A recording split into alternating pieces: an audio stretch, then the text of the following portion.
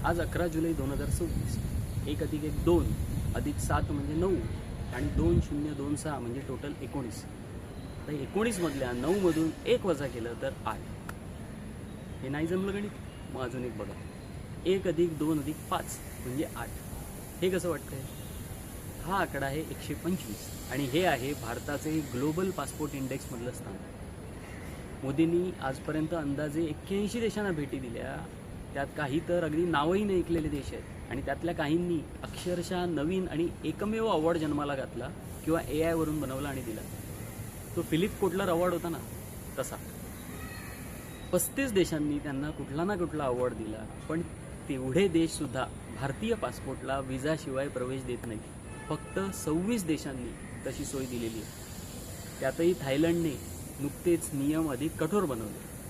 बरं, सरकार तर म्हणतं की पासपोर्ट फक्त ट्रॅव्हल डॉक्युमेंट आहे, पण प्रत्यक्षात ग्लोबल पासपोर्ट इंडेक्समध्ये त्याला फक्त ट्रॅव्हल डॉक्युमेंट एवढंच समजत नाही. या इंडेक्समध्ये पासपोर्टची ताकद म्हणजे देशातील परिस्थिती समजून घेऊन त्या हिशोबाने गुण दिले जातात. त्यासाठी जे निकष असतात त्या निकषांमध्ये मोबिलिटी इंडेक्स म्हणजे विजाशिवाय एंट्री आणि विजा ऑन अरायव्हल आहेच. याशिवाय त्यात देशाची आर्थिक स्थिती, गुंतवणुकीच्या संधी, क्वालिटी ऑफ लाईफ, स्वातंत्र्य देशांतर्गत असलेले हे निकषसुद्धा असतात. आणि या निकषानंतर भारताचं स्थान 125वर का आहे आणि घसरणूक का झाली याचं उत्तर मिळतं. या खाली असलेल्या स्थानामुळे प्रवाशांना अधिक खर्च करावा लागतो आणि अधिक वेळ वाया जातो.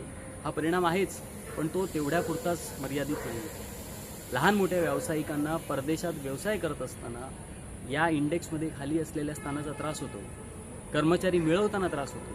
विद्यार्थ्यांना परदेशात शिक्षण घेण्यासाठी बाहेर जाताना त्रास होतो. देशाच्या आणि नागरिकांच्या प्रतिमेवर परिणाम होतो. अनेक देशांमध्ये भारतीय विद्यार्थ्यांना रिजेक्ट करण्याचे पर्सेंटेज मोठ्या प्रमाणावर वाढलेलं आहे. आणि हो, अजून एक पासपोर्ट इंडेक्स आहे ज्याचा फोकस केवळ इतर देशांसोबत असलेल्या संबंधांवर आणि विजाच्या नियमांवर असतो. तो आहे हेनली पासपोर्ट इंडेक्स. त्यात भारताचं स्थान 75वर आहे. पण 75 हा आकडा ऐकून खुश होण्याची गरज नाही आहे, कारण या इंडेक्समध्ये एकाच स्थानावर एकाहून अधिक देश असतात. म्हणजे भारताचे जे रँक आहे त्या रँकवर गॅबॉन, मॉरिशनिया आणि मादागास्कर हे सुद्धा देश आहेत. आणि म्हणून भारताच्या पुढे जवळपास 148 देश आहेत.